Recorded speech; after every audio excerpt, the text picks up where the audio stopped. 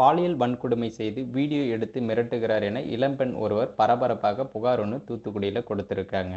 என்ன நடந்துச்சு வாங்க விரிவாக பார்க்கலாம். நமது சேனலில் பார்த்தீங்கன்னா தினமும் பல்வேறு விதமான கிரைம் தொடர்பான நியூஸ்களை உடனுக்குடன் அப்லோட் பண்ணிட்டு வந்துட்டு இருக்கோம். உங்களுக்கு இது போன்ற நியூஸில் ஆர்வம் இருக்குன்னா மறக்காமல் நமது சேனலை சப்ஸ்கிரைப் பண்ணி வீடியோவுக்கு உங்களுடைய ஆதரவை கொடுங்க. தூத்துக்குடியில் அஜித்குமார் என்ற இளைஞர் குளிர்பானத்தில் மயக்க மருந்து கலந்து கொடுத்து பாலியல் வன்கொடுமை செய்ததாகவும் பின்பு அதனை வீடியோவாக பதிவு செய்து மிரட்டி பணம் பறித்து வருவதாகவும் இளம்பெண் ஒருவர் பரபரப்பு புகார் ஒன்றை அளித்திருக்காரு.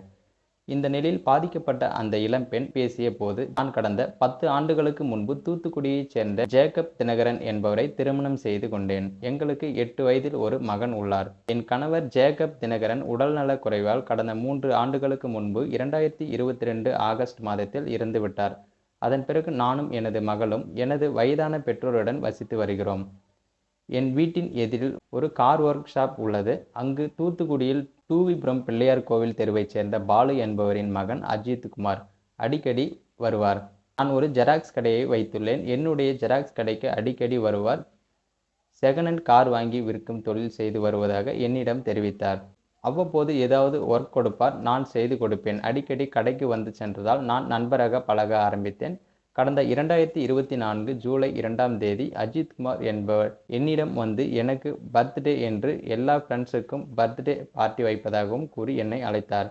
நான் அஜித்குமார் கூறியதை நம்பி அவருடன் சென்றேன். அவருடைய அத்தை ஹேமா என்பவரது வீடு என கூறி அண்ணா நகர் 5வது தெரு 3வது கிராஸ் ரோட்டில் உள்ள ஒரு மாடி வீட்டுக்கு என்னை அழைத்து சென்றார்.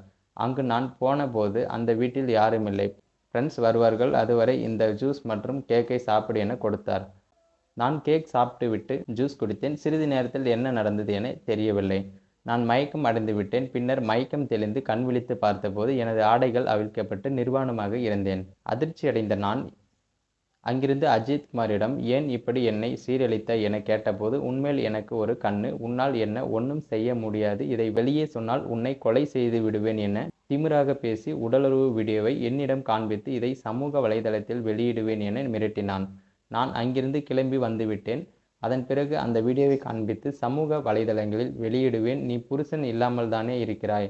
நான் கூப்பிடும்போது கண்டிப்பாக வர வேண்டும் என மிரட்டி பல முறை வரவழைத்து அவன் வீட்டில் வைத்து வலுக்கட்டாயமாக என்னை அடித்து துன்புறுத்தி வன்கொடுமை செய்தார். உயிரிழந்த என் கணவர் PF பணம் என்னிடம் இருப்பதை தெரிந்து வைத்திருந்தார். அதனால் நான் கேட்கும் போதெல்லாம் பணம் தர வேண்டும் என மிரட்டி கடந்த ஜூலை மாதத்திலிருந்து ஜனவரி மாதம் வரை என்னிடம் 10 லட்சம் வரை பணத்தையும் 6 சவரன் தங்க நகை, பிரேஸ்லெட், மோதிரம் வாங்கியுள்ளார். இப்போது என்னிடம் இருந்த பணம் அனைத்தும் காலியாகிவிட்டது. இந்த நிலையில் பணம் தரவில்லை எனில் உனது நிர்வாண வீடியோவை வெளியிடுவேன் என மிரட்டி வருகிறார். ஏப்ரல் 5ஆம் தேதி என் வீட்டின் அருகில் உள்ள கார் ஒர்க் ஷாப்பில் அஜித்குமார் நின்று கொண்டிருந்தார். நான் அங்கு சென்று என்னிடம் ஏமாற்றி வாங்கிய பணத்தை கொடு என கேட்டேன். அன்று இரவு 9 மணி அளவில் அஜித்குமார் தூண்டுதலில் அவரது நெருங்கிய கூட்டாளிகள் செந்தில்குமார், கன்னிமுத்து ஆகிய இருவரும் சேர்ந்து என்னை பொதுவெளியில் ஆடையை பிடித்து இழுத்து மானபங்கம் செய்தார்கள். அஜித்குமார், செந்தில்குமார் மற்றும் கன்னிமுத்து ஆகியோர் கூட்டு சேர்ந்து பணம் கேட்டு மிரட்டுவது, எனக்கு திரும்ப கொலை மிரட்டல் விடுவதையும் வேலையாக வைத்துள்ளனர். என் ஜெராக்ஸ் கடைக்கு வந்து அங்கிருந்த கம்ப்யூட்டர், லேப்டாப், மொபைல் போன் உள்ளிட்ட பொருட்களையும் அடித்து நொறுக்கி என்னையும் தாக்கி காயப்படுத்தினார். இதை தட்டி கேட்க சென்ற எனது தந்தையை கடந்த மாதம் தாக்கி காயப்படுத்தினார். காயமடைந்த எனது தந்தை தூத்துக்குடி அரசு ஆஸ்பத்திரியில் 8 நாள் சிகிச்சைக்காக உள்நோயாளியாக சிகிச்சை பெற்றார். இது குறித்து புகாரில் தென்பாகம் போலீசார் CSR மட்டும் போட்டு முடித்து தாக்கியவர்கள் மீது எந்த நடவடிக்கையும் எடுக்கவில்லை.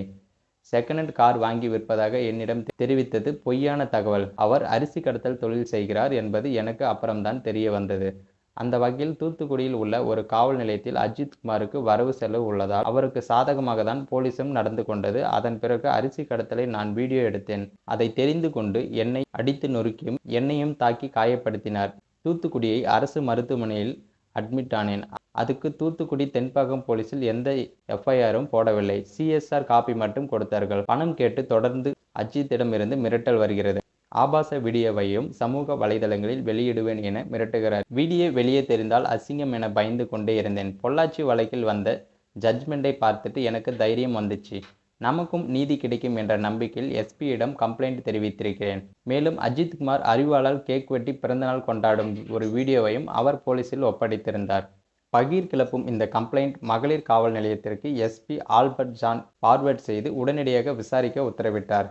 இது குறித்து தூத்துக்குடி அனைத்து மகளிர் போலீசார் விசாரணை நடத்தி அஜித்குமார், செந்தில்குமார், கன்னிமுத்து ஆகிய 3 பேர் மீதும் பிஎன்எஸ் ஆக்டிவில் 6 பிரிவுகளில் வழக்கு பதிவு செய்துள்ளனர்.